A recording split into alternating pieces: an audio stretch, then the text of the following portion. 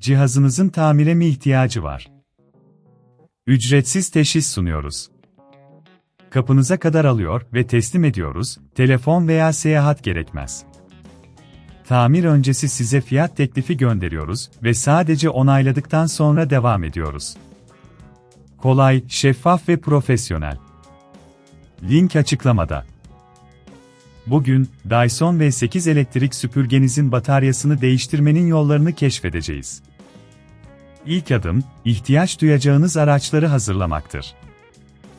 Bu işlemi yapabilmek için bir tornavida setine, bir adet yeni bataryaya ve temizleme malzemelerine ihtiyacınız olacak.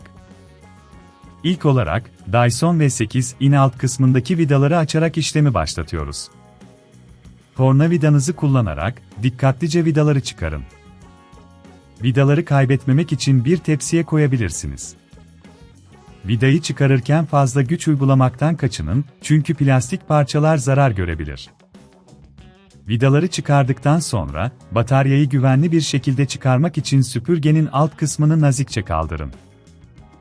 Bataryayı yerinden çıkarmak için yan kısımlarından hafifçe çekin. Eğer bunun çok zor olduğunu düşünüyorsanız, evden alın ve teslimat hizmeti sunduğumuzu unutmayın, böylece işlemi profesyonellere bırakabilirsiniz. Yeni bataryayı takmadan önce, süpürgenin iç kısmını temizlemek iyi bir fikirdir.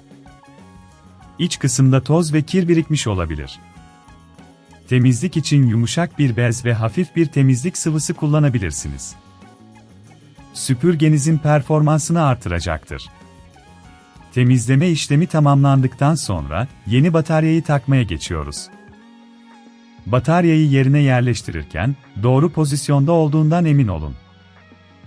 Bataryayı bastırarak yerine oturtun ve ardından alt kısımda bulunan vidaları tekrar yerine takın.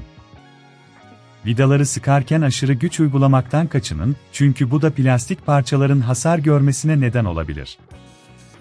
Artık Dyson V8'inizi yeniden kullanıma hazır hale getirdik. Bataryayı değiştirdikten sonra, çalışıp çalışmadığını kontrol etmek için süpürgenizi açın.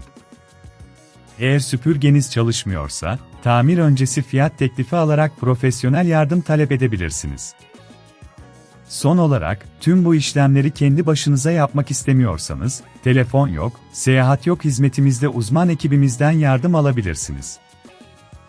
Bu sayede sadece bataryanızı değiştirmekte kalmaz, aynı zamanda süpürgenizin genel bakımını da üstlenmiş olursunuz. Cihazınızın tamire mi ihtiyacı var? Ücretsiz teşhis sunuyoruz. Kapınıza kadar alıyor ve teslim ediyoruz, telefon veya seyahat gerekmez. Tamir öncesi size fiyat teklifi gönderiyoruz ve sadece onayladıktan sonra devam ediyoruz. Kolay, şeffaf ve profesyonel. Link açıklamada.